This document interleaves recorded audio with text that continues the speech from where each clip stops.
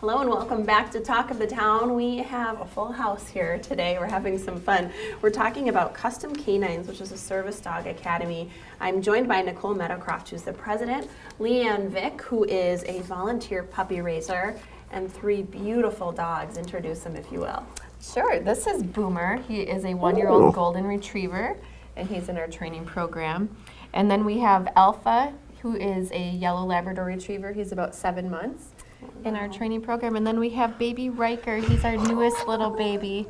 And Perfect. he Cue is the yawn. That he was is great. just 10 weeks old. Oh, he is sweet. And starting in our program. How Yeah, wonderful. he's Well, awesome. thanks for bringing him along today for the You're welcome. conversation. Let's talk a little bit about what Custom Canines does. Sure. An important program. Yeah, we're a local nonprofit organization here in the Madison area, and our mission is to raise, train, and place service dogs with people in our community that have a vast variety of different disabilities.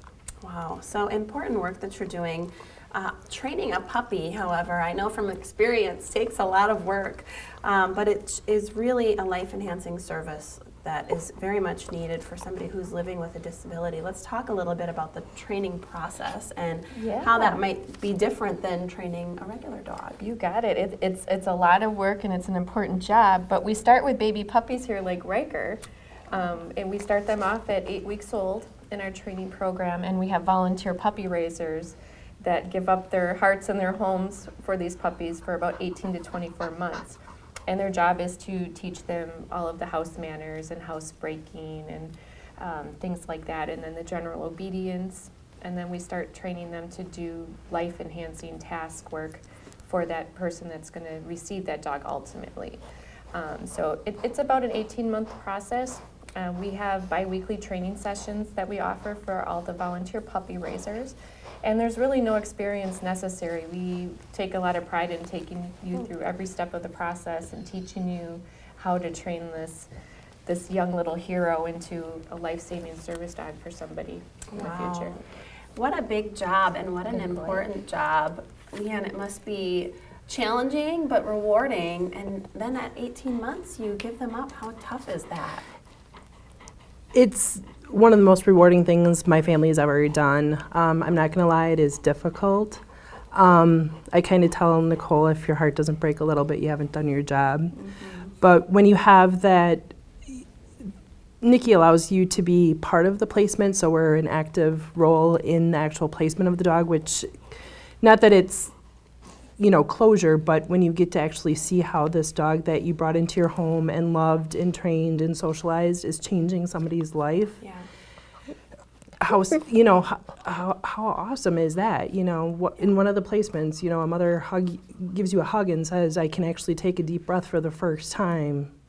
Wow. Because of this dog that you brought into your home, or the daughter of the veteran going, I never thought I'd not see my dad have this inner turmoil, and there's a light at the end of the tunnel just because he has this service dog next to him. How can you beat that? Yeah, that's really and it's just because we let this little puppy into your home and you love them and you train them. And like I said, I didn't have any experience when we started. Custom Canine gives you all of that. And it's just a really cool experience. Yeah, it sounds incredible, and then the experience of watching them be placed is really sweet and special. Let's talk about the types of dogs that are good for a program like this. Sure. We use several different breeds of dogs in our program. Obviously the golden retrievers and the Labradors tend to do really well with service work, but we also use a lot of standard poodles and the doodles for the hypoallergenic piece of our program for children that might need to take the dog to school, or people that have a workplace environment where there might be sensitivities to allergies. We've actually placed a couple of miniature dachshunds in our program with a couple of our veterans, and we've had some Old English bulldogs and some other various breeds that we have used. And primarily what we do right now is train dogs for children with autism. We're doing a lot of dogs for military veterans and civilians living with post-traumatic stress and multiple disabilities. We work with people that might use a wheelchair. So those dogs act as extensions of their arms and their legs. And we also work with guide dogs for people that are visually impaired, and pretty much everything else in between. We've done some hearing dogs, some diabetic alert service dogs for people if we have the resources and the talent to train a dog to help somebody with a disability, we're going to give it a shot. Wow, really incredible work that you both are doing.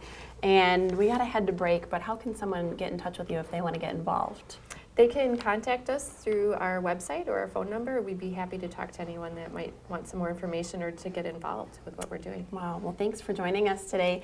Really appreciate it. Thanks for bringing these sweet pups with you, and we'll see you hopefully soon. Thank you. Thank you. We'll see you right after the break, so stick with us here for more Talk of the Town.